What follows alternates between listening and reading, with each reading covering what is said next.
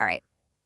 Imagine for a second that there's a single day, where every single good thing you do gets a massive cosmic supercharge.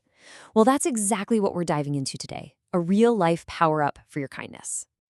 You know how it is. You pay for the coffee for the person behind you, you hold the door open, you offer a kind word, but in the middle of all the daily chaos, it can feel like just a tiny drop in a huge ocean.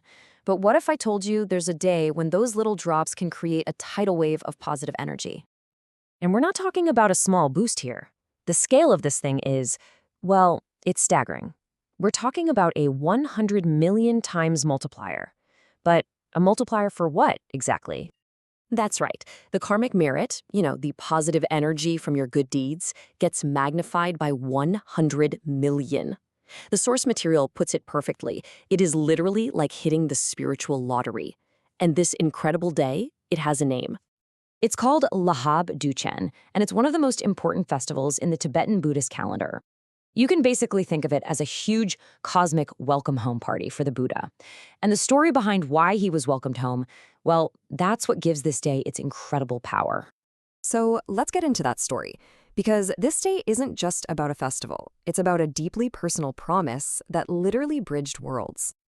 Okay, so picture this. Over 2,500 years ago, after he achieved enlightenment, the Buddha didn't just hang around. He actually journeyed up to a divine realm, a kind of celestial paradise. But he wasn't there on vacation. No, he was there on a mission. He went there to find his mother. See, Queen Maya had passed away just a week after he was born, and she'd been reborn in this heavenly realm. So to repay her kindness for bringing him into the world, he spent 3 whole months teaching her the Dharma, the profound truths he had discovered. So here's how it all went down. After those 3 months were up, the Buddha returned to Earth. And the legends say his return was this spectacular event, involving a miraculous triple ladder made of jewels.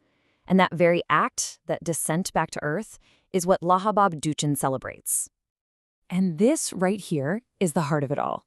His return wasn't just a physical trip. It was this incredibly powerful symbol.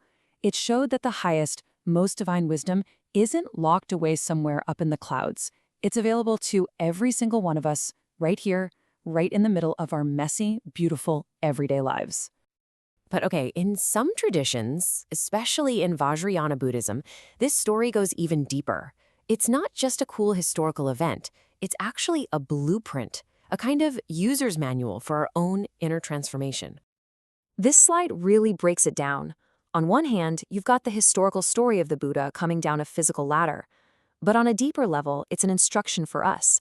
That descent is really about enlightened qualities, like compassion and wisdom, descending into our own minds, transforming our own confusion into clarity through practice. And for practitioners in certain traditions, like the Dudjom Tersar lineage, which is a well-known school of thought, this day is an absolute spiritual powerhouse. It's seen as the perfect opportunity to ramp up that positive energy, clear away obstacles, and really strengthen your connection to the spiritual path. It's like turning the volume way up on all your good vibes. So the big question is, how can we tap into this incredible energy? Well, the great thing is, you don't need to be in a temple. You don't need any special equipment. You can connect with the spirit of Lhabab Düchen right from your own home. Here are 5 really simple ways to do it. First, just start the day with a clear intention. Then, maybe light a candle to symbolize wisdom cutting through darkness. You could meditate for just a few minutes, picturing compassion just flowing into you. Share a meal mindfully. And number 5 is the big one. Perform simple acts of kindness, because on this day, they have an unbelievable impact.